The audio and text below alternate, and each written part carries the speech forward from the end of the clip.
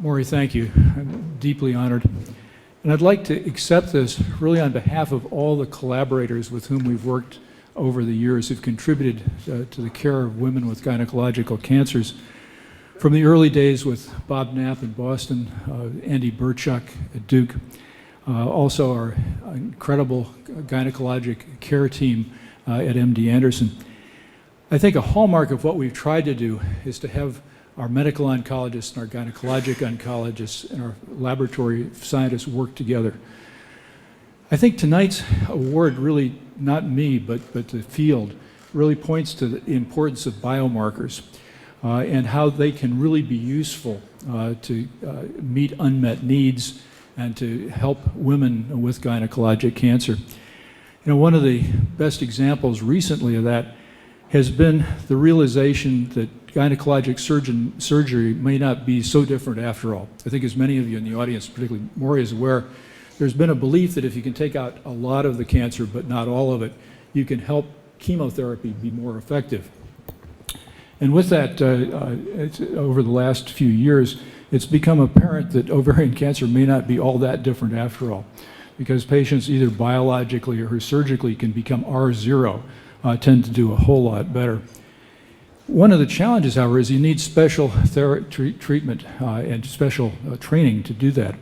And only about 50% of the women in the United States actually get to get their surgery from a gynecologic oncologist who's specially trained.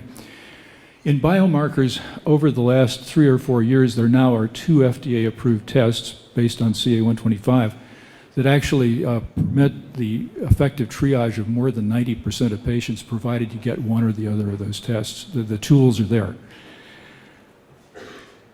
At the present time, probably virtually all of women with ovarian cancer in developed countries are monitored by CA-125, but there's always been the hope that you might be able to turn that on earlier detection of ovarian cancer.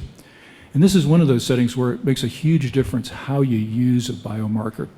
One of the approaches has been to get a CA-125 every year, and then using a computer algorithm, find the right baseline for each woman, personalized screening, if you would. And with that, with a computer algorithm, you can see whether the CA-125 goes up in a given year, get imaging, and diagnose cancer. With Karen Liu at MD Anderson, we found that that approach is specific enough in contrast to the usual characterization of CA-125. But we'll find out this summer when a 200,000 woman trial matures in the UK whether it's sensitive enough to either improve survival or better yet, mortality.